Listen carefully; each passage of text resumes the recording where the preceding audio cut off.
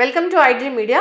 So జనరల్గా BP అంటే మనందరికీ తెలిసిందే 120/80 ఉంటే నార్మల్ లెవెల్స్ అని ఇలా ఫస్ట్ నుంచి మనకు తెలుసు. కానీ ఇప్పుడు బీపీ లెక్కలు మారాయి. 140/90 ఉన్న నార్మలే అంటున్నారు. వాస్తవం ఎంత? అసలు బీపీని మనం ఎలా చెక్ చేసుకోవాలి? మనం బీపీని తగ్గించుకోవాలంటే ఎటువంటి జాగ్రత్తలు తీసుకోవాలి? వివరాలు తెలుసుకుందాం. మనతో పాటు ఉన్నారు ప్రముఖ pulmonologist and critical care specialist doctor Ravindra గారు. డాక్టర్ గారు నమస్తే అండి. నమస్తే. డాక్టర్ గారు, బీపీ గురించి ఉన్న డౌట్స్ అసలు దేని గురించి ఉండవేమో. డయాబెటీస్లో కూడా అన్ని డౌట్స్ అడగము. బీపీ ఒక సైలెంట్ కిల్లరు. అది ఉందని తెలుసుకోకపోతే మనకి ప్రాణాలకి ప్రమాదం అని చెప్తూ ఉంటారు. బీపీ 120/80 ఉంటే నార్మలు. ఇప్పుడైతే 140/90 ఉన్న నార్మలే అంటున్నారు. లెక్కలు మారాయి అంటున్నారు. ఏం చెప్తారు డాక్టర్ గారు? ఇప్పుడు బీపీ అనేది యూనివర్సల్గా చాలా కామన్గా ఉండే జబ్బు. ఇది ఎవరికి వస్తుంది, ఎందుకు వస్తుంది అనేది తెలియదు. సో ఏ కారణం లేకుండా వచ్చే బీపీని ఎసెన్షియల్ హైపర్ టెన్షన్ అని అంటారు. సో అది నేను ఒక లంగ్ స్పెషలిస్ట్ అయ్యండి దాని గురించి ఎట్లా అని అంటే, మాకు ఈ బీపీ కేసులు ఆయాసంతో వస్తారు. అలానే ఒబేసిటీ ఉన్నవాళ్ళు, షుగర్ ఉన్నవాళ్ళు, బీపీ మీద ఎక్కువ తగ్గట్లేదు అనేవాళ్ళు చాలామంది మా దగ్గరికి వేరే కారణాలకి వస్తారు. అది కారణం ఏంటంటే అబ్స్ట్రక్టివ్ స్లీప్ అయిపోయినాయి ఈ గురక వలన. సో ఆ విధంగా మాకు బీపీకి సంబంధం ఉంటుంది. సో ఏదన్నా ప్రాబ్లం ఉన్నప్పుడు ఇట్లా సో బీపీ కూడా కంపల్సరీ కంట్రోల్ చేయాల్సిన అవసరం ఉంటుంది. సో బాడీలో మనం అంతా హెల్తీగా ఉంటేనే మనకు మిగతావన్నీ కరెక్ట్ అవుతాయి, లేకపోతే సిమ్టమ్స్ రిలీవ్ ఉండదు. మీరంటే బీపీ ఈ క్లాసిఫికేషన్స్ అంటే ఇవి ఏమన్నా మారాయా? సో బేసికల్గా మనం ఆలోచిస్తే మన బాడీ డిజైన్ చేసింది 120/80కి. So God designed or nature designed 120/80. అంటే దానికి ఏం పెరిగితే ఏమవుతుంది అని అనుకుంటున్నాం చాలామంది. పెరిగితే ఇమ్మీడియట్గా ఏం చనిపోము, కానీ మన బాడీలో మనకందరికీ తెలుసు కేశనాళికలు అని ఉంటాయి. అంటే క్యాపిలరీస్. మన హెయిర్ ఉందా, హెయిర్ కన్నా థిన్గా కానీ హెయిర్ అంత సైజ్ కానీ ఉంటాయి క్యాపిలరీస్. ఈ క్యాపిలరీస్ మన కంటి రెటీనాలో కానీ, అలానే ఎస్పెషల్లీ కిడ్నీస్లో కానీ క్యాపిలరీస్ ఎక్కువ ఉంటాయి, బ్రెయిన్లో ఉంటాయి. ఇవి ఈ కేశనాళికలు అనేవి చాలా డెలికేట్ ఉంటాయి. కొన్ని బిలియన్స్లో ఉంటాయి. బిలియన్స్ అంటే కొన్ని వేలు, కొన్ని లక్షల్లో ఉంటాయి. వీటికి 120/80 దగ్గరే మన బీపీ ఉన్నప్పుడు కూడా మనం పుట్టినప్పటి నుంచి చనిపోయి రోజు కొన్ని అవి పగిలిపోతుంటాయి, హీల్ అవుతుంటాయి, కొన్ని తగ్గిపోతాయి క్యాప్. అందుకే మనం ముసలోళ్ళం అయ్యే కొద్దీ ఆ క్యాపిలరీస్ పోయి మనకి ఏజ్ పాటు పోతాయి కొన్ని. కానీ ఈ బీపీ అనేది కొంచెం పెరిగింది అనుకోండి, సో ఆర్గాన్ డ్యామేజ్ అనేది జరుగుతుంది. అయితే ఇప్పుడు ఎట్లా అంటే, ఇప్పుడు మనం పైప్ లైన్ చూస్తాం, ప్రెషర్ ఎక్కువైతే పగిలిపోతుంటాయి. సో చాలామందికి అర్థం కాని విషయం ఏంటంటే, ఈ బీపీ ఎక్కువైనా కానీ నేను 150/80, 160/90, 100 కూడా వేసుకొని తిరిగేస్తూ ఉంటారు. ఏమైనా అడిగితే నాకు బాగానే ఉంది కదా, నాకేం ప్రాబ్లం. ఆ ప్రాబ్లం వారికి ఆ క్షణానికి ఉండదు, లోపల ఆ కేశనాళికలు చచ్చిపోతూ ఉంటాయి. ఫర్ ఎగ్జాంపుల్ కొన్ని బిలియన్స్లో ఉన్న కేశనాళికలు అలా చనిపోతూ ఉన్నప్పుడు మనకి తెలిసే టైం వచ్చేసరికి కొన్ని సంవత్సరాలు పడుతుంది. ఆ సంవత్సరాల టైం తర్వాత మళ్ళీ తూచి ఇప్పుడు నేను బీపీ కంట్రోల్ చేసుకుంటాను అని నాకు ఆ కేశనాళికలు వెనక్కి రావాలంటే రావు. So that's called end organ damage. So మెమరీకి లాస్ రావటం, స్ట్రోక్, పగిలిపోయి రక్తనాళాలు చిట్లిపోయి మనకి పక్షవాతాలు రావడం, కంటిలో హైపర్టెన్సివ్ రెటినోపతి అని కళ్ళు చూపు పోవటం, రెటినా దగ్గర బ్లీడ్ అయిపోయి కేశనాళికల వలన. ఈ కిడ్నీలో ఈ క్యాపిలరీస్ పగిలిపోయి CKD, so flea eaten kidney అంటే లోపల డ్యామేజ్ అయిపోయి హైపర్టెన్సివ్ వలన వాళ్ళకి సీకేడీకి వచ్చేసి డయాలసిస్కి వెళ్ళిపోతారు, కిడ్నీ ఫెయిల్యూర్ అయిపోతారు. ఇవి కాక బీపీ ఎక్కువ ఉండటం వలన వాళ్ళకి, ఫర్ ఎగ్జాంపుల్ ఒకళ్ళు 150/90 ఉంది, సో వాళ్ళకి బాగానే ఉన్నాడు, కానీ వాళ్ళకి ఫ్లక్చుయేషన్ ఆఫ్ మూడ్స్ ఉంటాయి, ఫ్లక్చుయేషన్ ఆఫ్ ఎమోషనల్ థింగ్స్ ఉంటాయి. కొంతమంది కోపం వస్తుంది, కొంతమంది భయం వేస్తుంది, కొంతమంది ఎక్సర్సైజ్ చేసి పరిగెత్తాల్సి వస్తుంది, కొంతమందికి బరువులు ఎత్తాల్సి వస్తుంది. ఇలా డిఫరెంట్ థింగ్స్ లైఫ్ స్టైల్లో నడుస్తుంటాయి. కాబట్టి అప్పుడు బీపీ పెరగాల్సిన అవసరం ఉంటుంది. వాళ్ళకి 150, 160 ఆల్రెడీ ఉందంటే ఇంకా పెరిగింది, ఆ క్షణానికి కొలాప్స్ అయిపోవచ్చు. సో బీపీ కంట్రోల్ అనేది ఉంచుకోవడం అనేది అవసరం. మనం నార్మల్గా ఒకటి ఎండ్ ఆర్గన్ అవ్వకుండా, రెండు ఇలాంటివి ఏమీ అవ్వకుండా. అలానే ఈ హై బీపీతో మనకి ఈ బ్లడ్ ఫ్లో అవుతున్నప్పుడు బ్లడ్ వెజల్స్ డ్యామేజ్ అవుతాయి, పెద్దవి మేజర్. అక్కడ ప్లేక్ ఫార్మేషన్ ఎక్కువ ఉంటుంది. ఈ ప్లేక్ ఫార్మేషన్ ఉండటం వల్ల హార్ట్ అటాక్స్ రావటం, స్ట్రోక్స్ రావటం ఇలాంటివి కూడా జరుగుతాయి. సో బీపీ 120/80 అనేది నార్మల్. కాకపోతే ఈ చేంజెస్ అనేవి మరి ఎంత ఉన్నాయో తెలియదు, కానీ 80 years అండ్ అబోవ్ అయితే అప్పుడు 140/90 ఉన్న నార్మల్ కిందే. అడల్ట్స్ అండ్ యంగ్ పీపుల్ వాళ్ళందరూ 120/80 కిందే చూడాలి. అయితే 140/80 ఉంటే మరి ట్రీట్ చేసుకోవాలా? సో స్టేజ్ 1 కిందకు వస్తుంది. సో స్టేజ్ 1 కొన్ని మైల్డ్గా అయిపోయింది. Observation, diet changes, life style modifications ఇలాంటివి చేసుకోవడం మంచిది. 140 కన్నా దాటి కన్సిస్టెంట్గా ఉండి సమ్ సిమ్టమ్స్ ఏమైనా ఉంటే వాళ్ళకి ట్రీట్ చేయాల్సి వస్తుంది. ఒక్కొక్కసారి ఈ 80 మారుతూ ఉంటుంది కదా, 80 పెరుగుతూ ఉంటుంది, అది డయాస్టోలిక్ అంట. So diastolic, systolic. సో చిన్న వాళ్ళకి ఏంటంటే డయాస్టోలిక్ బాగుంటుంది, ఏజ్ పెరిగే కొద్దీ డయాస్టోలిక్ పడిపోతుంది బికాజ్ ఆఫ్ వెజల్ స్టిఫ్నెస్ మారటం వల్ల. సో ఇది కొంతమందికి ఐసోలేటెడ్ డయాస్టోలిక్ బీపీ ఉంటుంది, కొంతమందికి సిస్టోలిక్. యూజువల్గా బీపీ అంటే systolic BP. So systolic, diastolic రెండు వచ్చినా కూడా దాన్ని ఎసెన్షియల్ కింద అంటారు. రెండు పెరుగుతాయి, లేదా ఓన్లీ సిస్టోలిక్ బీపీ రావచ్చు, ఐసోలేటెడ్ సిస్టోలిక్, ఓన్లీ డయాస్టోలిక్ కూడా ఉండొచ్చు. So depending on the reading టైప్ని బట్టి వాళ్ళు దానికి తగ్గట్టుగా వాళ్ళు ట్రీట్మెంట్ తీసుకోవాల్సి ఉంటుంది. మందులు వాడాల్సిందే. 120/80 కన్నా అంటే మనకి ట్రీట్మెంట్ ఆప్షన్ 120 to 140 దాకా మనకి ప్లే చేసుకోవచ్చు. సో కాన్స్టాంట్గా 130 ఉంటుంది, ఓకే, యాక్సెప్టబుల్, పెద్ద డ్యామేజ్ ఏమి ఉండదు. బట్ కాన్స్టాంట్గా 140 అండ్ అబోవ్ తగులుతుంది, తీసుకోవాలి. అయితే ఇందులో కూడా చాలా ట్రిక్స్ ఉన్నాయి. ఎట్లా అంటే బీపీ అనేది మనకు తెలియకుండా 140 అబోవ్ అనేది చాలా టైమ్స్లో వస్తుంది. ఎట్లా అంటే కొంతమంది సిగరెట్ తాగుతారు, తాగిన 4-5 hours వరకు, 6 hours వరకు బీపీ ఎక్కువ ఉంటుంది. ఆల్కహాల్ తాగిన చాలాసేపు వరకు బీపీ ఎక్కువ ఉంటుంది. ఆ టైంలో మనం చెక్ చేసుకున్న వేస్ట్. మనం ఎక్సర్సైజ్ చేస్తాం, నెక్స్ట్ 2-3 hours వరకు బీపీ ఎక్కువ ఉంటుంది. మెట్లు ఎక్కొచ్చాము, నడిచాము, బీపీ ఎక్కువ ఉంటుంది. ఎమోషనల్ ప్రాబ్లమ్స్ ఉన్నాయి, స్ట్రెస్, స్ట్రెయిన్ అయింది, కోపం వచ్చింది, బీపీ ఎక్కువ ఉంటుంది. ఫుడ్ తిన్నాం, స్టిమ్యులెంట్స్, ఇప్పుడు మసాలా ఆహారం తిన్నాం, వెంటనే బీపీ చెక్ చేయకూడదు, అప్పుడు ఎక్కువ ఉంటుంది. సో అలాగా చాలా కండిషన్స్ ఈ బీపీని మారుస్తుంటాయి. సో అవి తెలుసుకొని బీపీ చెక్ చేసుకోవాలి.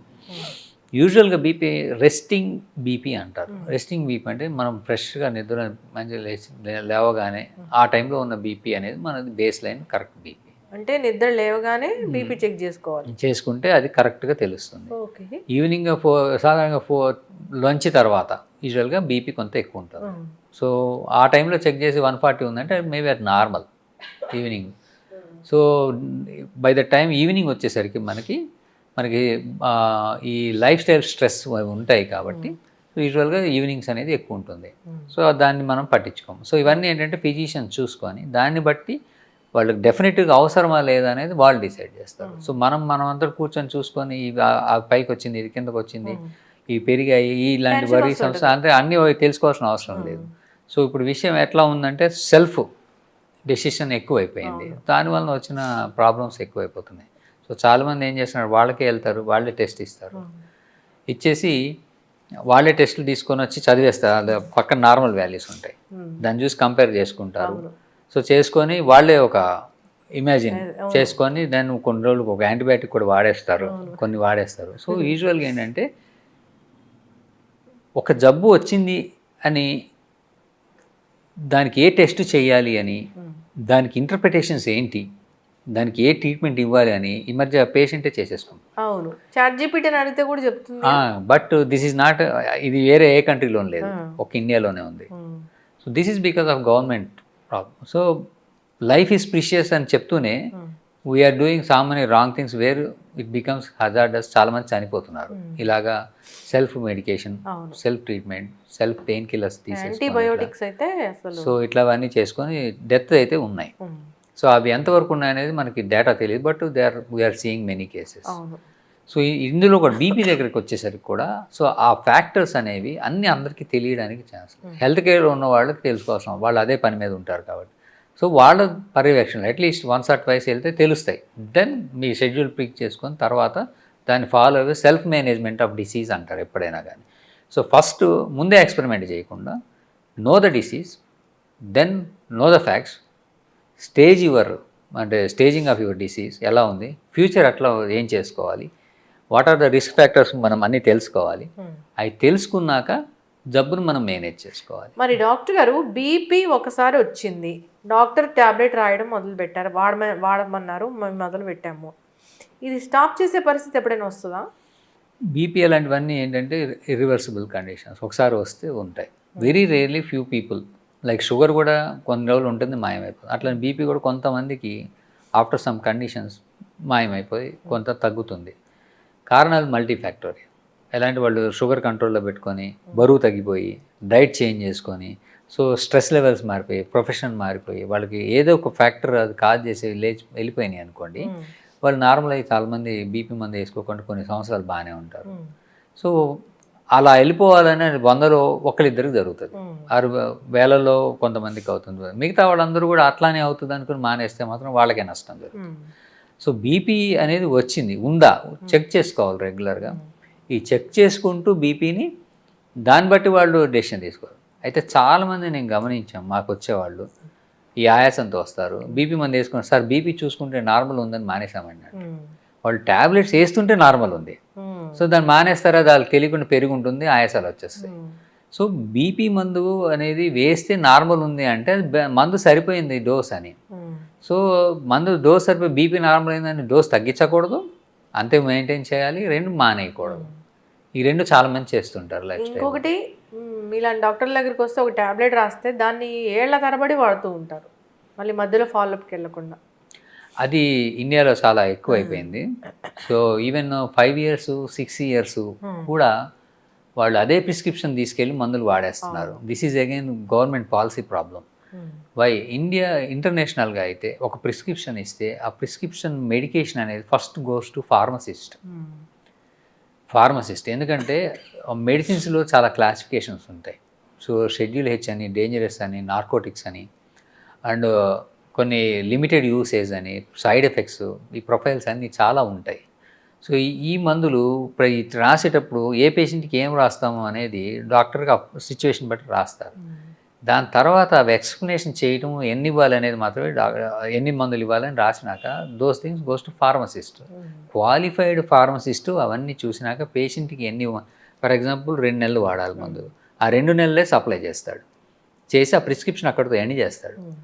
ఎందుకంటే చేసే ముందు వాళ్ళకి ఆ సైడ్ ఎఫెక్ట్స్, ఆ మందులు ఎప్పుడు వేసుకోవాలి, విత్ ఫుడ్ వేసుకోవాలా, ఆఫ్టర్ ఫుడ్ వేసుకోవాలా, ఖాళీ పొట్ట మీద వేసుకోవాలా, ఇట్లా అన్నీ ఎక్స్ప్లెయిన్ చేస్తూ, సైడ్ ఎఫెక్ట్స్ కూడా మీకు ఈ లక్షణాలు కనబడితే మందు ఆపాలి, డేంజరస్ అన్నీ చెప్పి సైన్ తీసుకొని ఎండ్ చేసి ఇస్తారు.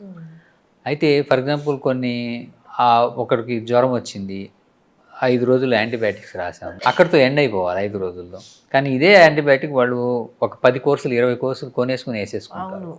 సో అదే వచ్చింది కదా లాస్ట్ టైం, మళ్ళీ డాక్టర్ దగ్గరికి వెళ్తే సేమ్ మందు రాస్తాడు. సో అనవసరంగా వెళ్ళడం ఎందుకు, ఇదే ప్రిస్క్రిప్షన్ తీసుకెళ్ళి వాడేద్దాం. యాక్చువల్లీ ఏంటంటే మనం వెళ్ళి వెర్బల్గా అడిగినా, మనం వెళ్ళి ఓల్డ్ ప్రిస్క్రిప్షన్ ప్రొడ్యూస్ చేసినా, మనం వెళ్ళి మనకు ఒక టెస్ట్ చేయమని చెప్పినా, ఇవి లీగల్లీ చేయకూడదు.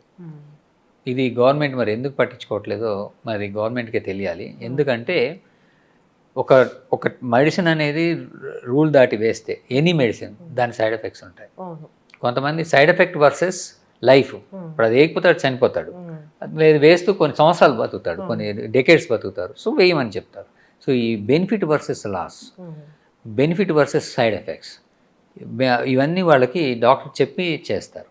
సో కొంతమందికి ఏంటంటే రాలేరు, పూర్ పీపుల్ ఉంటారు, సో వాళ్ళకి చెప్పేస్తారు, ఈ 6 నెలలు వేసేసుకో, ఈ సంవత్సరం వేసుకో, క్రానిక్ డిసీజ్, మధ్యలో ఉంటారా, లేదా టాప్అప్ ఇస్తారు. ఇప్పుడు ఏంటంటే వాళ్ళు ఒకే మెడికల్ షాప్లో కొనాలని రూల్ లేదు. సో ఒక మెడికల్ షాప్లో కొన్నాక యాక్చువల్లీ వెస్ట్రన్ వరల్డ్లో కానీ ఎక్కడ అదర్ దాన్ ఇండియా ఆ ప్రిస్క్రిప్షన్ ఇంకో చోటకి వెళ్ళడానికి లేదు. సో వాళ్ళకి దొరకదు. అప్పుడు ఏం చేస్తారంటే వెస్టర్న్లో కూడా డాక్టర్స్, నువ్వు రాలేవు, నీకు ప్రాబ్లం ఉంది, so we will give top-up when ever you ask. So వాడు $400 ఛార్జ్ చేసేవాడు $10 $20 తీసుకొని కొంతమంది నీడి వాళ్ళకి వాళ్ళ కోసం వచ్చి అంత కట్టాలి, వాళ్ళకి ఆ టాప్అప్ ఇచ్చేస్తారు. సో అది రూల్. బికాస్ డేంజరస్ మందులు వాడుకొని కిడ్నీ పోగొట్టుకొని, కెమికల్స్ లివర్ పోగొట్టుకొని, ఆ సమ్ అదర్ ఇష్యూస్, రెసిస్టెన్స్ తెప్పించేస్తారు. రెసిస్టెన్స్ అంటే మందులు పనిచేయకపోవటం, ఇన్ఫెక్షన్స్కి, ఇవన్నీ జరుగుతున్నాయి. కాబట్టి సో పర్యవేక్షణలో ఎక్స్పెరిమెంట్ చేయకుండా అసలు మందులు వాడకూడదు, అవసరం లేదు, వచ్చింది అదే అనుకుని వాళ్ళు అన్నీ వాడేస్తామంటే 5 ఏళ్ళు డాక్టర్ చదవటం వేస్ట్, 15 ఏళ్ళు చదవటం వేస్ట్. అందరూ ఇండియాలో ఇట్లా జరుగుతూనే ఉంది. సో ఆ నాలెడ్జ్ డాక్టర్ పెట్టుకోవడం అనేది అనవసరం అంటే ఒక సెక్టర్కి. So these things are very ridiculous అయిపోతుంది. సో దీనికి తగ్గట్టుగా మనకి నేషనల్ హెల్త్ పాలసీ కింద వాళ్ళు ఇవి చేయాల్సినవి చాలానే ఉన్నాయి. సో బీపీ మందు ఒకసారి వచ్చి స్టార్ట్ చేసినాక పోవడం అనేది జరగదు. జరిగితే అది చూసుకొని ఆపుకోవాలి. సాధారణంగా బీపీ మందు అవసరం లేదంటే వాళ్ళు బీపీ పడిపోయి డౌన్ అయిపోయి కిందకి నీరసాలు రావడం, కొలాప్స్ ఇలాంటివి అవుతాయి, అప్పుడు ఆపుతారు. బీపీ వేస్తుంటే నార్మల్ మందు వేస్తున్నారు కానీ రికార్డింగ్ నార్మల్ వస్తుంది, దేర్ బీపీ ఉన్నట్టు వాళ్ళు మందులు కంటిన్యూ చేయాల్సి. ఇప్పుడు బీపీ డౌన్ అయిపోవడం అంటే ఎంత పడిపోతే డౌన్ అయిపోయింది అన్నట్లు? 90 సిస్టోలిక్ అండ్ 60 to 70 డయాస్టోలిక్. అంటే మనకి ఒక 30 సిస్టోలిక్లు పడిపోయినా అంతకన్నా డౌన్ అయితే కిడ్నీ అనేది ఫెయిల్ అయిపోయే ఛాన్స్ ఉంటుంది. అంటే కిడ్నీకి మనకి యూరిన్ ఫామ్ అవ్వాలంటే ఒక ఫిల్టర్ అన్నమాట. కిడ్నీ ఫిల్టర్ అవ్వాలంటే మనకు ఒక ప్రెషర్ ఉండాలి. ఆ ప్రెషర్ లేకపోతే కిడ్నీ ఫెయిల్ అవుతుంది. వన్స్ ఫెయిల్ అయిందంటే అది వెంటనే మళ్ళీ పనికి రాదు. అంటే ఇప్పుడు ఈరోజు బీపీ నాకు సడన్గా కొలాప్స్ అయిపోయి బీపీ పడిపోయింది, ఒక 2 నిమిషాలు పడిపోయింది. ఈ లోపల నేను చనిపోలేదు కానీ నాకు ఐ ఫ్లూయిడ్స్ ఇచ్చారు, రికవర్ అయ్యాను. బీపీ పెరిగింది కానీ కిడ్నీ పని చేయమంటే వెంటనే పని చేయదు, దాని ఎక్యూట్ కిడ్నీ ఇంజరీలోకి వెళ్ళిపోతుంది. అది it takes some times 2 days, ఒకసారి గంట పట్టచ్చు, ఒకసారి వారం పట్టచ్చు, ఒకసారి డయాలసిస్ కూడా చేయాల్సి రావచ్చు. సో క్రిటికల్లీ డౌన్ అయినప్పుడు మాత్రం దాన్ని లో బీపీ అని పడిపోతాం, దానికి మనం వెంటనే క్లియర్ చేసుకోవాలి. సో దాని పరిస్థితి రాకుండా చూసుకోవాలి. తెలిసిపోతుంటుంది వాళ్ళకి వీక్నెస్, కొలాప్స్ అవటం, స్వెట్టింగ్ రావటం ఇలాంటివి వచ్చేస్తుంటాయి. సో బీపీ చెక్ చేసుకొని ఆ మందులు వేసుకోకపోవడం, వేసుకొని ఆగటం, అవసరమైతే ఐ ఫ్లూయిడ్స్ వెంటనే ఇవ్వటం, మెడికల్ అటెన్షన్కి వెళ్ళటం జరగాలి. మరి డాక్టర్ గారు, ఉప్పు తింటే బీపీ బాగా పెరిగిపోతుందా? ఎస్, ఉప్పు అనేది బీపీ పెరగడానికి ఒక కారణం. రావడానికి ఏంటంటే మనకి టోనిసిటీ అంటాం. ఇప్పుడు మనం ఏంటంటే నీళ్ళలో మనం ఈ ఉప్పు కలిపితే దానికి ఒక టోనిసిటీ వస్తుంది, దాని డెన్సిటీ పెరుగుతుంది. సింపుల్గా చెప్పాలంటే మనం కోడిగుడ్డు నీటిలో వేస్తే మునిగిపోతుంది, అది ఉప్పు నీళ్ళు వేస్తే తేలుతుంది. సో దానికి ఉప్పు కలిసింది అంటే దాని యొక్క మారాలి, రక్తం యొక్క కెపాసిటీ మారుతుంది, చిక్కదనం అవుతుంది. అంటే టోనిసిటీ అంటారు. ఆస్మోలారిటీ, టోనిసిటీ పెరగటం వల్ల బీపీ పెరుగుతుంది. సో ఈ బీపీ పెరుగుతుంది కాబట్టి బీపీ రాకుండా ఉండాలన్నా వచ్చిన వాళ్ళైనా ఈ ఉప్పుని కంట్రోల్ చేసుకోవాలి. పచ్చళ్ళు కూడా తినకూడదు. పచ్చళ్ళు అంటే డైలీ బాడీలోకి వెళ్ళాల్సిన ఉప్పు ది బెస్ట్ అంటే 1.5 grams కన్నా తక్కువ ఉండాలి. సో మన ఇండియాలో అయితే 4-5 grams వెళ్ళిపోతుంది, ఎక్కువ వెళ్తుంది. సో 1.5 grams నుంచి 2300 అంటే 2.3 grams లోపలే ఉండాలి రోజు వెళ్ళేది. అంతకన్నా ఎక్కువ వెళ్తే మనకి బీపీ వలన వచ్చే నష్టాలు ఎక్కువ వస్తాయి. కిడ్నీ కూడా వాటిని బయటికి తీయలేదు, అంటే యూరిన్లో మనకి ఈ సాల్ట్ బయటికి వెళ్ళిపోతాయి, ఎక్కువ ఎక్సెస్ ఉన్నది. సో ఆ కెపాసిటీ దాటిపోతుంది. సో మనకి బాడీలో ఉండిపోవడం వలన బీపీ ఎక్కువయ్యే ఛాన్స్ ఉంటుంది. అలాని అసలు ఉప్పు పూర్తిగా మానేస్తే కూడా కావాల్సిన మనకి లవణాలు కావాలి బాడీకి. ఆ లవణాలు మినరల్స్ లేనిదే మనం బతకం. సో పర్మిటెడ్ లెవెల్లో కరెక్ట్గా ఎంత కావాలో అంతే తీసుకోవాలి, ఎస్పెషల్లీ ఉప్పు. ఇప్పుడు నేను ఫస్ట్ టైం బీపీ చెక్ చేసుకోవాలనుకుంటున్నాను, లేదా నాకు బీపీ ఉందో లేదో తెలుసుకోవాలి, మానిటర్ చేసుకోవాలనుకుంటున్నాను. ఇప్పుడు ఒక ఎక్స్పెరిమెంట్ లాగే చూపించాలి మనము. బీపీ చెకింగ్ అంటే డిజిటల్ మీటర్స్ ఉంటాయి, లేదంటే మీ హాస్పిటల్స్లో అయితే వేరే అక్యురేట్గా చూపించేవి ఉంటాయి. సో డిజిటల్ దాంట్లో చూసుకునేటప్పుడు మేము ఎలాంటి జాగ్రత్తలు తీసుకోవాలి, చేసే తప్పులు ఏంటి ఒకసారి చూపిద్దాం డాక్టర్ గారు. దీనికన్నా ముందు ఈ బీపీ ఈ చెక్ చేసుకోవాలి, ఎప్పుడు చెక్ చేసుకోవాలి, అసలు లక్షణాలు ఏంటి? చాలామందికి లక్షణాలు ఉండవు. సో కొంతమందికి ఏంటంటే చేయి లాగటం, అది హార్ట్ అటాక్ లాగా, కొంచెం బీపీ ఎక్కువ ఉంటే చేయి లాగటం వస్తుంది, తల తిరుగుతుంటుంది, ఈ ఆక్సిపిటల్ అంటే ఈ మెడ దగ్గర నొప్పి వస్తుంది, దట్ ఇస్ మెయిన్ కారణం. కొంతమందికి ఈ లక్షణాలు కూడా ఉండవు, చాలా బీపీ ఉంటుంది, మామూలుగా తిరిగేస్తుంటారు. సో ద ఓన్లీ మెయిన్ ఏంటంటే లక్షణాలు లేని వాళ్ళు కూడా ఎప్పుడైనా బీపీ చెక్ చేసుకుంటూ ఉంటాం, ఒక్కటే మార్గం. సో ఈ చెక్ చేయడం అనేది ఈ డిజిటల్, ఒకప్పుడు ఈ డిజిటల్ అనేవి లేవు. సో ఓన్లీ మాన్యువల్గా చూసేవాళ్ళు ఈ మెర్క్యూరీ మానోమీటర్ తోటి. ఆ డిజిటల్ కూడా వచ్చాయి. ఇప్పుడున్న క్రైటీరియాలో ఇదే కరెక్ట్, డిజిటల్. ఇప్పుడు మ్యాన్ టు అంటే ఇంటర్ పర్సనల్ వేరియేషన్ అని అంటారు. పర్సన్ టు పర్సన్ అంటే ఒక పర్సన్ చూస్తే 180 ఉంటుంది, ఒక పర్సన్ చూస్తే 160 ఉంటుంది. ఒకే పేషెంట్ అదే టైంలో పర్సన్ వేరియేషన్ అనేది ఆ స్పీడు ఎంత స్పీడ్లో పడిపోతుంది, వాళ్ళు ఎంత అబ్జర్వ్ చేస్తున్నారు అని. సో ఇంటర్ పర్సనల్ వేరియేషన్ వలన బీపీ వాడు 140 చెప్తే ఒకళ్ళు 180 చెప్తారు. సో దానివల్ల ఏంటంటే ఈ డిజిటల్ అనేది సేఫ్.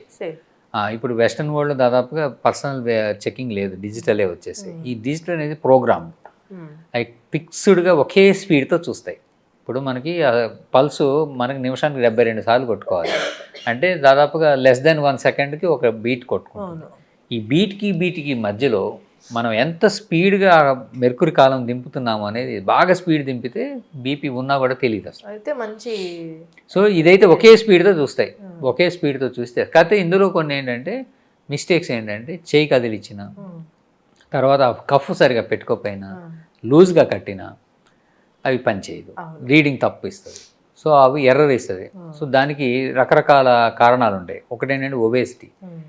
సేమ్ కఫ్ అన్ని సైజులకి సరిపోదు. సో వాళ్ళకి సరిపడా సైజు కఫే తీసుకోవాలి. యూజువల్గా యూనివర్సల్గా అందరికీ కనబడే తీసుకొస్తారు. పిడియాట్రిక్స్కి చిన్న పిల్లలకి ఇది పెడితే బీపీ తక్కువ వస్తుంది, అలానే ఒబేసిటీ ఉన్న వాళ్ళకి ఇది పెడితే బీపీ ఎక్కువ వస్తుంది. సో చేతికి కాలుకి వేరే ఉంటాయి కఫ్. సో వాళ్ళకి తగ్గట్టుగా large, extra large or normal or small depending అని తీసుకోవాల్సి ఉంటుంది. కఫ్ మారుతుంది, ఈ చేతి కట్టేది మార్చుకోవాలి. యూజువల్గా ఏంటంటే నార్మల్ వెయిట్ ఉన్నవాళ్ళు, లైట్ ఒబేసిటీ ఉన్నవాళ్ళు, అంటే చేయి లావు లేని వాళ్ళు ఈ దీంతో సరిపోతుంది. కానీ కొంతమంది ఏం చేస్తారంటే లూజ్, ఆ చేయి తిరిగిపోతుంటుంది కఫ్ కట్టినా కూడా. అలా తిరిగిపోతూ ఉంటే కనుక ఆ రీడింగ్ కరెక్ట్ కాదు. అలానే position of the cuff. Position ఏంటంటే ఇప్పుడు మనకి చేతి మడుతుంది కదా, ఇది చేయి దండం అంటాం. ఈ చేయి దండానికి కరెక్ట్గా మిడిల్ పార్ట్లో కట్టాలి. అంటే కిందకి కట్టద్దు, పైకి కట్టద్దు, మిడిల్ పార్ట్. 1, 2, 3 పార్ట్స్ చేస్తే ఈ మిడిల్ పార్ట్లోనే కట్టాలి. కిందకి కడితేనేమో ఈ జాయింట్ మీదకి వస్తుంది, మనకి తెలియదు. పైకి కడితేనేమో ఈ మధ్యలో డిస్టర్బెన్స్ వచ్చేసి తెలుసు. సో మిడిల్లో కడితే వచ్చే రీడింగ్ కరెక్ట్ ఉంటుంది. అలానే ఆ కఫ్లో మనకి ఈ బీపీ మెజర్ చేసే బెలూన్ ఒకటి ఉంటుంది. ఆ బెలూన్ పొజిషన్ కూడా ఇంపార్టెంట్. ఆ బెలూన్ వచ్చి మన ఆర్టరీ మీదే పడాలి. మనకి ఇక్కడ రక్తనాళం వెళ్తుంది. ఆ బెలూన్ ఆపోజిట్లో కడితే బీపీ సరిగా తెలవదు. సో ఇవన్నీ ఎక్కువ వస్తుంది బీపీ ఒకసారి.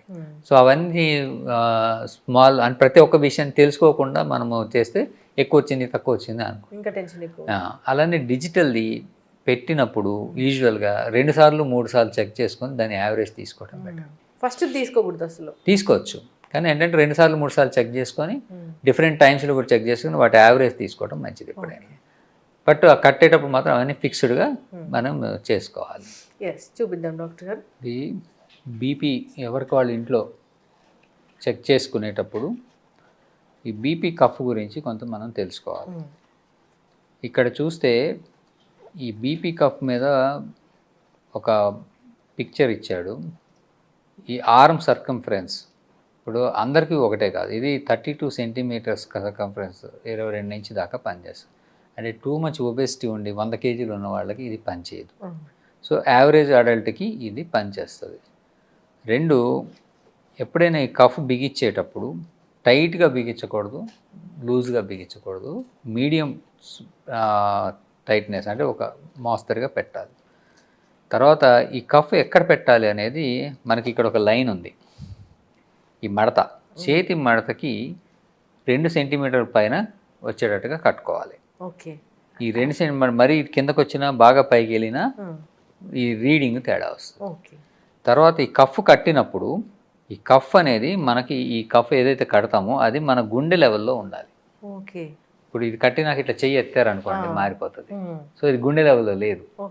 సో హార్ట్ లెవెల్లో ఉండాలి. పడుకున్నా కూర్చున్నా మనం నిలబడిన హార్ట్ లెవెల్లో ఉండాలి. తర్వాత ఈ కట్టేటప్పుడు మనకి బీపీని కొలిచే పార్ట్ ఇక్కడే ఉంటుంది, ఇంత పార్ట్. మిగతాదంతా ఓన్లీ కట్టడానికి కోసం. సో అందులో వీళ్ళు ఇక్కడ ఒక చిన్న మార్క్ ఇచ్చారు, ఆర్టరీ, ఏఆర్టీ. ఈ ఆర్టరీ అనేది ఈ పాయింట్ అనేది సాధారణంగా మనకి చేతిలో మనకి బ్లడ్ నరం అనేది పల్స్ తెలిసేది ఇక్కడి నుంచి వెళ్తుంది. సో ఈ పార్ట్లోనే అది ఉండాలి, ఇటు వస్తే పనికిరాదు. సో దాన్ని చూసుకొని ఇవన్నీ చూసుకొని దాన్ని బట్టి రీడింగ్ చేసుకోవాలి. సో ఇప్పుడు కరెక్ట్గా చూడాలంటే నేను పెడతాను చూడండి. ఇప్పుడు ఈ చెయ్యి దూర్చినాక ఈ ఆర్టరీ అని ఉంది కదా, ఈ ఆర్టరీ అనేది ఇక్కడ ఈ ఆర్టరీ దగ్గర, సో దాదాపుగా 2 సెంటీమీటర్ల పైకి పెట్టాను, ఆర్టరీ దగ్గర పెట్టాను. దెన్ టైట్గా పెట్టాలి. ఓకే. టైట్ అండ్ మరి రక్త సరఫరా ఆగిపోయేంత టైట్గా కాదు, అలా అనేది కాదు. యూజువల్గా ఏంటంటే ఈ పార్ట్ ఊడొస్తా ఉంది. దిస్ వన్ ఏంటంటే ఎప్పుడైనా ఊరికి వెళ్ళినప్పుడు వాటిని తీసుకోవడానికి, క్లీన్ చేసుకోవడానికి, మామూలుగా అయితే తీయాల్సిన అవసరం లేదు. సో ఇది వేసినాక దీన్ని మనం చెయ్యిక పూర్తిగా కదిలించకూడదు. ఇది స్టార్ట్ చేసిన దాని టైం తీసుకున్నప్పుడు చెయ్యి కదిలిస్తున్నా, మనము మాట్లాడుతున్నా, తిరుగుతున్నా రీడింగ్ మారిపోతుంది. సో చెయ్యి కదిలించకుండా మనం ఇది ప్రెస్ చేసి వెయిట్ చేయాలి. సో ఇది ఆటోమేటిక్గా రీడింగ్ స్టార్ట్ అవుతుంది. సో కఫ్ నొక్కుతుందా ప్రెషర్ వస్తుంది. సో వచ్చినప్పుడు ఇంకా చెయ్యి కదిలించకూడదు, మనం ప్రశాంతంగా ఉంటే అదే ఆటోమేటిక్గా రీడింగ్ అదే ఇచ్చేస్తుంది. అంటే ఆ చెయ్యి అట్లా కిందకైనా ఉండొచ్చు, చెయ్యి కిందకు ఉండొచ్చు, కొంచెం ముందుకు ఉండొచ్చు టేబుల్ మీద. సో ఇది తీసుకొని ఈ రీడింగ్ అనేది మనము తీసుకొని చూసుకోవచ్చు, అది వస్తుంది. సో చెయ్యి కదపకూడదు, మనం మిషన్ని చెయ్యి ఎట్లయినా ఉండొచ్చు, కానీ ఇది కట్టింది మాత్రం ఇది హార్ట్ లెవెల్లో ఉండాలి. రీడింగ్ స్టార్ట్ చేసినప్పుడు ఎక్కువ కదిలిస్తూ ఉంటే తప్పు రీడింగ్ వస్తుంది. కాళ్ళు కిందకే ఉండాలి. చాలా మంది కాళ్ళు అట్లే పడుకొని ఉండొచ్చు, కూర్చొని ఉండొచ్చు, అదేం ప్రాబ్లం. నిలబడి కూడా ఉండొచ్చు. అయితే అవి ఫస్ట్ టైం చెక్ చేసినప్పుడు కాళ్ళకి, కుడి చేతికి ఎడం చేతికి డిఫరెన్స్, చేతికి కాలికి డిఫరెన్స్, కూర్చుని ఉన్నప్పుడు నిలబడి ఉన్నప్పుడు డిఫరెన్స్, ఇవన్నీ చాలా చూస్తారు. అది ఫిజిషియన్ చూస్తారు. మనం ఇంట్లో చూసుకునేది ఇప్పుడు దానికి 150/90, 135/94 వచ్చింది, పల్స్ 74. సో ఇదే పల్స్ మళ్ళీ ఇంకోసారి రీకన్ఫర్మ్ అట్లానే చేసుకోవటం మంచిది. మళ్ళీ నొక్కాను. So at least 2 to 3 times check చేసుకొని ఆ వచ్చిన యావరేజ్ చేసుకుంటే యూజువల్లీ బెటర్. లేదంటే అది ఒకసారి చేయి కదిలిందని రాకపోవటం, అయితే ఒకసారి పెట్టినప్పుడు ప్రతిసారి ఎర్రర్ అని వస్తుంది. ఎర్రర్ అని వస్తుంటే కనుక డాక్టర్ దగ్గరికి వెళ్ళి చెక్ చేసుకోవాలి. అంటే ఎర్రర్ అంటే అది చెక్ చేయట్లేదు, సరిగా రావట్లేదు, వీళ్ళకి బీపీఎన్ ఎక్కువ ఉండాలి, లేదా ఆ కఫ్ సరిగా సెట్ అవ్వకపోతుండి ఉండాలి. సో సమ్ ఏదో కారణాల వల్ల ఎర్రర్ అని వస్తుంది, ఈ అని వస్తుంది. అప్పుడు డాక్టర్ దగ్గరికి వెళ్ళి చెక్ చేసుకోవాలి. ఎర్రర్ వచ్చిందంటే వాళ్ళకి బీపీఎన్ ఎక్కువ ఉండాలి, వేరే మల్టిపుల్ కారణాలు. సో అవి ఏంటి అనేది వాళ్ళు చెక్ చేసుకుంటారు. సో 130/90. సో ఇందాకట్లానే దాదాపు అంటే 5 ప్రతిసారి ఒకటే రాదు, గుప్పిడి గింజలు తీసేది. సో మనం ఏం వీ విల్ కన్సిడర్ ఇట్ అది 130/90. అంటే ఇప్పుడు ఇది మధ్యాహ్నం తీస్తున్నాం కదా, ఈవినింగ్ ఇప్పుడు దాదాపుగా ఒక కాఫీ టీ తాగుంటాడు, భోజనం చేశాడు. So this is a normal BP for person. So 130/90 symptoms ఏమి లేవు కాబట్టి వీ కన్సిడర్ అన్నారు. దాన్ని నోట్ చేసేసుకో, ఇది నార్మల్. సో పెట్టేటప్పుడు టైట్గా ఉండాలి, ఇవన్నీ వాళ్ళు చూసుకోవాలి. కఫ్ ఎవరి సైజు, ఏ సైజ్, అడల్ట్ సైజా కాదా, ఈ level of fixing heart level దగ్గర మిడిల్ ఆఫ్ ద ఆర్మ్లో పెట్టుకోవాలి, ఈ గ్యాప్ చూసుకోవాలి, ఈ ఆర్టరీ మార్క్ ఆర్టరీ మీదే ఉండాలి, ఆర్టరీ దెన్ అది కరెక్ట్ రీడింగ్ వస్తుంది. ఓకే, చక్కగా చెప్పారు డాక్టర్ గారు. అలా కాకుండా ఎలా పడితే అలా చెక్ చేసుకొని బీపీ ఉందని లేదా బీపీ లేదని ఇలా చెప్తూ ఉంటారు. డాక్టర్స్ కూడా రాంగ్ మెసేజ్ ఇస్తూ ఉంటారు. ఇదైతే పర్ఫెక్ట్గా మనం ఎలా మెజర్ చేసుకోవాలి ఏంటి అనేది. బీపీ ఎప్పుడైనా ఎర్లీ మార్నింగ్ మనం నిద్ర లేస్తానే బీపీ చెక్ చేసుకోవాలి. Resting BP best option, best BP అది. అలా అని కాకుండా డేలో డిఫరెంట్ టైమ్స్లో చెక్ చేసుకొని దాన్ని బట్టి మనకు బీపీ ఉందో లేదా డాక్టర్ డిసైడ్ చేస్తాం. ఓకే, ఎస్, చక్కగా చెప్పారండి. ఇప్పుడు బీపీ టాబ్లెట్స్ అనేవి డాక్టర్ గారు అదొక పెద్ద డౌట్. ఇప్పుడు మార్నింగ్ వేసుకోవాలా, ఈవినింగ్ వేసుకోవాలా? ఎప్పుడైనా 24 hours పనిచేస్తాయి బీపీ టాబ్లెట్స్ అని. అంటే ఇప్పుడు సాధారణంగా ఏంటంటే అందరూ మార్నింగ్ వేసుకుంటారు. ఎందుకు కారణం ఏంటంటే మనం ఈవినింగ్ వేస్తే నిద్రలో దాదాపుగా మనకు బీపీ తగ్గిపోతుంది, స్ట్రెస్ ఉండదు, స్ట్రెయిన్ ఉండదు, రెస్ట్లో ఉంటాం. సో పొద్దున్న లేవగానే, పొద్దున్న లేచిన దగ్గర సాయంత్రం దాకా మనకి హడావుడిగా బిజీగా ఉండి స్ట్రెస్లు, స్ట్రెయిన్లు, ఎమోషనల్, ఎక్సర్సైజులు, పరుగులు పెట్టడాలు ఉంటాయి. సో ఆ టైంలో ఫ్లక్చువేషన్స్ ఉంటాయి కాబట్టి పొద్దున్నే బ్రేక్ఫాస్ట్తో మనము బీపీ వేసుకుంటే ఆ మిగతా రోజు అంతా కంట్రోల్లో ఉంటుంది. బట్ అలానే అది నైట్ పనిచేయదని కాదు. యూజువల్గా ఇప్పుడు వస్తున్న ట్యాబ్లెట్స్ ఏవైనా కానీ sustain release, control release, modified release, ఇలా ఎక్స్టెండెడ్ రిలీజు, ఇలా డిఫరెంట్ మెథడ్స్లో తయారు చేస్తున్నారు. కాబట్టి అది ఒకసారి మనం మింగితే అది 24 hours పనిచేస్తాం. సో అందుకని మింగగా పనిచేస్తూనే ఉంటుంది. సో కొంతమందికి యూజువల్గా మార్నింగ్ తీసుకుంటే ఓకే, కొంతమందికి ఫిజిషియన్ డిసైడ్ చేస్తారు మధ్యాహ్నం వేసుకోమని, రాత్రి వేసుకోమని. మరి 4-5 మందులు అవసరం పడతాయి, కొంతమందికి తగ్గదు. అలాంటి వాళ్ళు డిస్ట్రిబ్యూట్ చేస్తారు, డే అంతా వాళ్ళు డిస్ట్రిబ్యూట్ చేసి ఈ టైంలో తీసుకోండి అని చెప్తారు. సో ఒకే ఒక మెడిసిన్ తీసుకోవడం అంటే యూజువల్గా బెస్ట్ ఈజ్ మార్నింగ్. బట్ మిగతా టైంలో తీసుకున్నా కానీ పనిచేస్తుంది 24 hours కాబట్టి. చక్కటి ఇన్ఫర్మేషన్ డాక్టర్ గారు. కానీ ఏదైనా ఒక టైంలో తీసుకుంటేనే మంచిది. వాళ్ళు ఏదైనా మార్నింగ్ చెప్తే మార్నింగ్ తీసుకోవడమే మంచిది. మంచిది. ఎవ్రీ 24 అవర్స్కి వేసుకుంటూ ఉంటే వాళ్ళకి కరెక్ట్గా మెయింటైన్ అవుతుంది డ్రగ్ డోసేజ్ అనేది బాడీలో. ఎస్, చక్కగా చెప్పారండి. బీపీ అనేది ఎంత ఉండాలి అంటే 120/80 అదే ఉండాలి. సో ఇంకా 140/90 కన్సిడర్ చేస్తాము అంటే డిపెండ్స్ ఆన్ దేర్ ఏజ్ ఇలా చెప్తూ ఉన్నారు.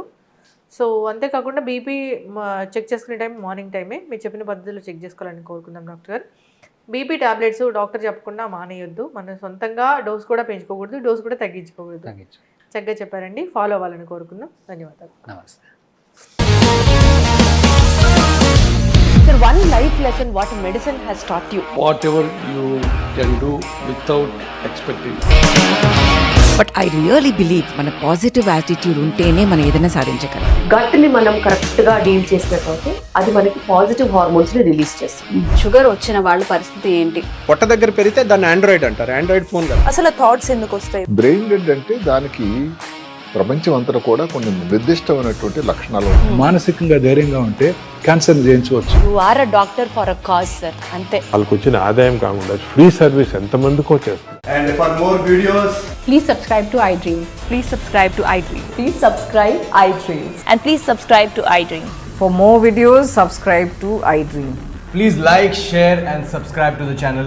Congratulations, iDream. Subscribe to iDream. Subscribe to iDream. So subscribe to iDream media.